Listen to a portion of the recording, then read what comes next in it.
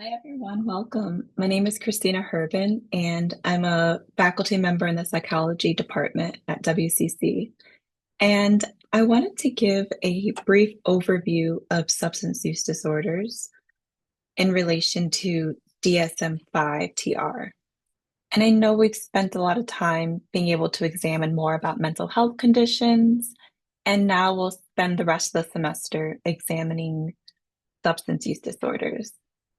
We're going to look at an overview of each of the disorders, the key diagnostic criteria, and then how they relate to co-occurring disorders. So just some background. The DSM-5-TR defines substance use disorders as a maladaptive pattern of substance use leading to clinically significant impairment.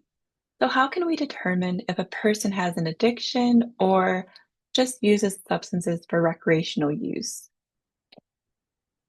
Recreational use implies voluntary, controlled, and occasional consumption without major harm or disruption. Substance use disorders features a loss of control, negative consequences, and continued use despite the harm. In substance use disorders, brain changes occur, which makes resisting cravings even harder, and use becomes compulsive. So any substance can cause significant impairment in daily life if its use becomes problematic. So imagine a person with severe alcohol use disorder and just the type of significant impairment they could experience. The impairment arises when the pursuit and use of the substance takes precedence over all other responsibilities or life activities. A person may fail to meet major work obligations or school obligations or things at home.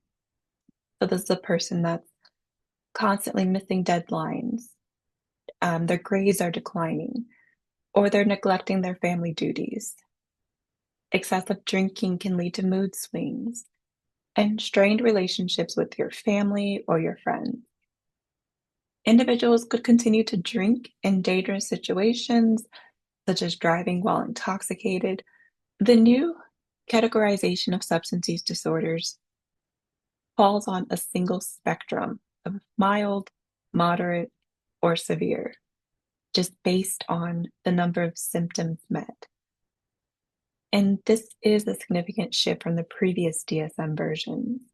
So, why do individuals begin taking substances?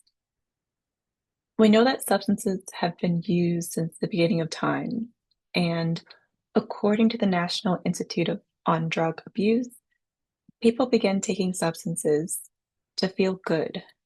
So people want to feel pleasure or that high or that intoxication. And many substances trigger the brain's reward system, so causing surges of dopamine that create feelings of euphoria and pleasure. Some people may use substances to feel better. So you want to relieve stress, you want to forget about your problems, or just feel numb. So turning to substances can help you get a break from pressures at school or work or home. So maybe you had a hard day at work and you're going to stop by the bar to have a few beers. And these hard days at work continue, and now you're at the bar daily after work. People may use substances because they want to do better. So we want to improve our performance or thinking. So individuals may use drugs to gain a perceived advantage in academic, athletic, or social situations. A student may borrow a couple pills of Adderall from a classmate to help them study for a big exam they have. And lastly, just curiosity and peer pressure or experimentation. So imagine just being a teen at a house party and everyone at the party is smoking marijuana, and now you feel pressure to smoke just because all your friends are doing it. So, with each of these cases, substance use starts off as a choice. An individual may continue to take them. Using self-control can become harder and harder, and this is the biggest sign of addiction. The DSM-5-TR identifies 10 classes of substances that are associated with use disorders, with the exception of caffeine. So, alcohol is a depressant and can include things like beer or wine or liquor. Caffeine, we can find caffeine in beverages we drink, like coffee, sodas. And then cannabis. Cannabis can be administered through various methods. So, inhalation, through smoking or vaping, oral ingestion, so edibles or drinking tinctures, or topical application through creams or lotions. Hallucinogens can include things like LSD and PCP. Inhalants can include rubber cement, hairspray, gasoline, like household cleaning products. Opioids can include things like morphine, heroin, oxycodone. So sedatives, hypnotics, or anxiolytics would include things like Xanax and Valium and is classified as a depressant. Stimulants like cocaine, ecstasy, and Molly. Tobacco can be administered through various methods, including smoking through cigarettes, cigars, pipes, or smokeless oral use, so chewing tobacco or snuff, and then vaping. The other or unknown substances can be synthetic substances like K2 or spice, or things that we don't necessarily have the origin of what it's made of. Like I mentioned, all of these can be classified as a substance use disorder. Caffeine use disorder is the exception. So, this is a condition for further study and research. We're really unable to clinically diagnose a person with caffeine use disorder. And you can learn more about the proposed criteria for caffeine use disorder starting on page 910 in the DSM-5-TR. Individuals between the age of 18 and 24 years of age, they have a higher prevalence rate for use disorders for all the classes of substances mentioned. Teens are more likely to experience intoxication. Screening should begin at the age of 12 for substance use disorders, and some researchers feel that the conversation about substances should begin as young as 5. A recent study from 2025 in SAMHSA found that nearly 19 million children in the US live with at least one parent or caregiver who has a substance use disorder. So, about 1 in 4 children have a parent or caregiver with a substance use disorder. The DSM 5-TR includes 11 criteria organized into 4 domains. The first domain is impaired control. And this is when a person uses more than intended.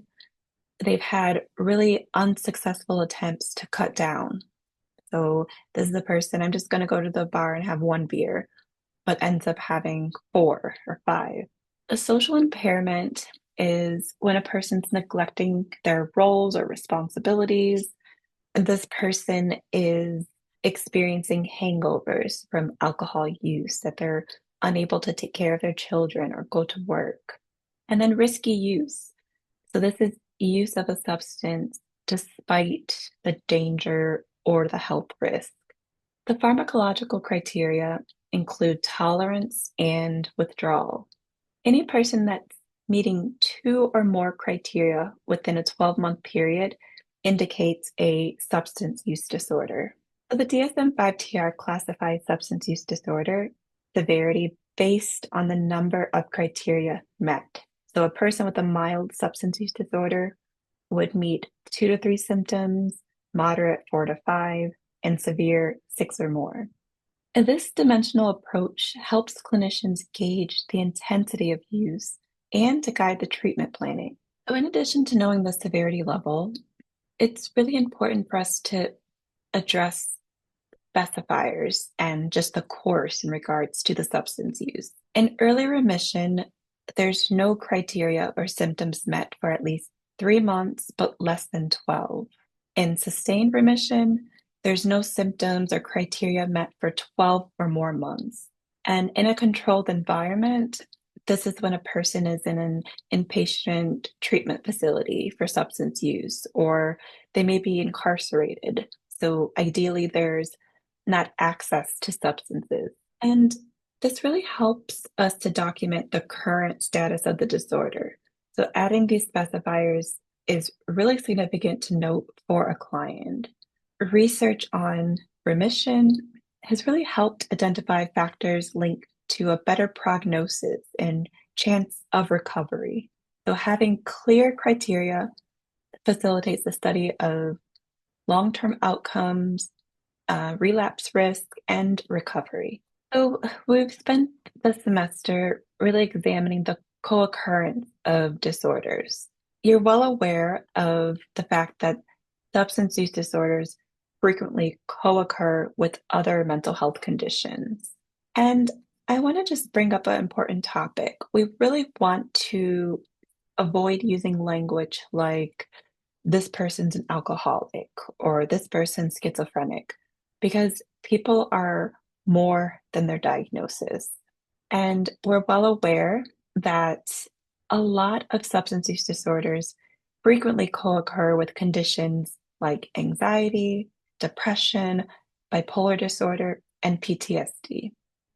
So here are some important assessment considerations.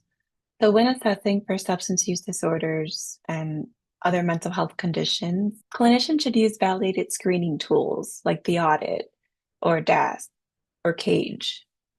And it's really important for us to gather a comprehensive history of substance use and mental health symptoms.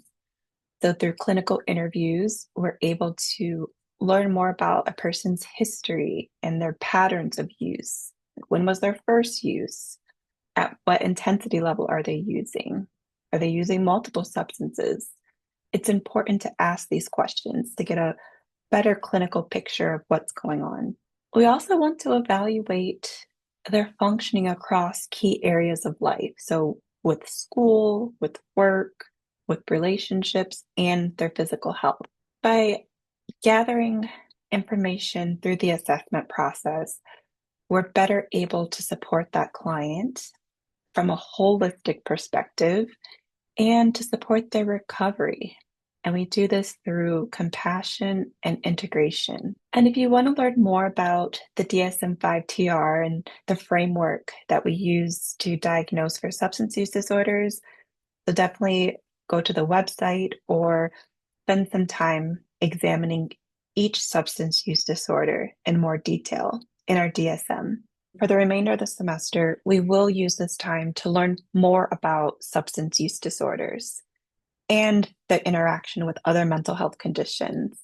So I look forward to reading more in your journal responses, on your discussion boards, and take care. Have a lovely day.